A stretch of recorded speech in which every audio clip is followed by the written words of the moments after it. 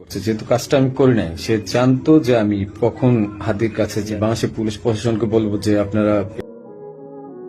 ওসমান হাদির হত্যা মামলার ২৬ দিনের মাথায় এসে চার্জশিট প্রদান করেছে পুলিশ, কিন্তু সেই চার্জশিটে সন্তুষ্ট নয় হাদির পরিবার। তাদের দাবি, প্রধান দোষীদের বাঁচাতে অনেক নির্দোষীদের কাঁধে দায় চাপিয়ে তৈরি হয়েছে মামলার চার্জশিট। তবে সমস্ত সাক্ষ্য প্রমাণের ভিত্তিতে প্রশাসন এটা নিশ্চিত করেছে যে হাদিকে শুট করেছে ফয়সাল করিম এবং তার সহযোগী বাইক চালক ছিলেন আলমগীর শেখ। কিন্তু সেই অভিযোগ পুরোপুরি নাকচ করে দিয়েছে ফয়সাল করিম। সে বলছে অন্য কেউ তার লুক কপি করে পরিকল্পিতভাবে এই খুনটা করেছে। বলা যায় এক ঢিলে দুই পাখি মারার মতো। সে বলছে আসল খুনিদের বের করতে প্রয়োজনে হাদির পরিবারের পাশে থাকবেন ফয়সাল করিম।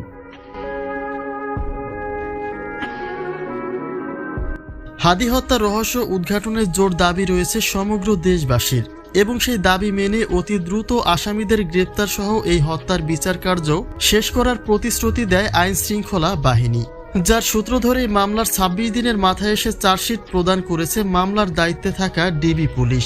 কিন্তু সেই চার্জশিটে উল্লেখিত আসামিদের তালিকায় খুনের হুকুমদাতা হিসেবে উঠে এসেছে শুধুমাত্র একজন ওয়ার্ড কাউন্সিলরের নাম, সঙ্গে ফয়সালের মা বাবা আত্মীয় স্বজনেরা। যে বিষয়টি কোনোভাবেই মেনে নিতে ইচ্ছুক নয় হাদির শুভাকাঙ্ক্ষীরা। তারা বলছে মূল ষড়যন্ত্রকারীদের বাঁচাতে অনেক নির্দোষীদের নাম চার্জশিটে তালিকাভুক্ত করা হচ্ছে।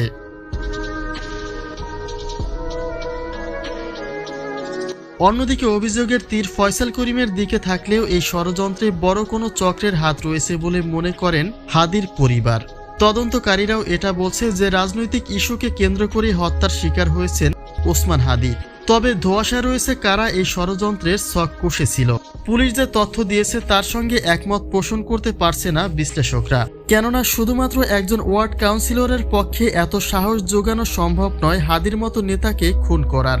অতএব এই ঘটনার আসল সত্যতা আদৌ প্রকাশ হবে কিনা সেই প্রশ্নটাই এখন জনমনে।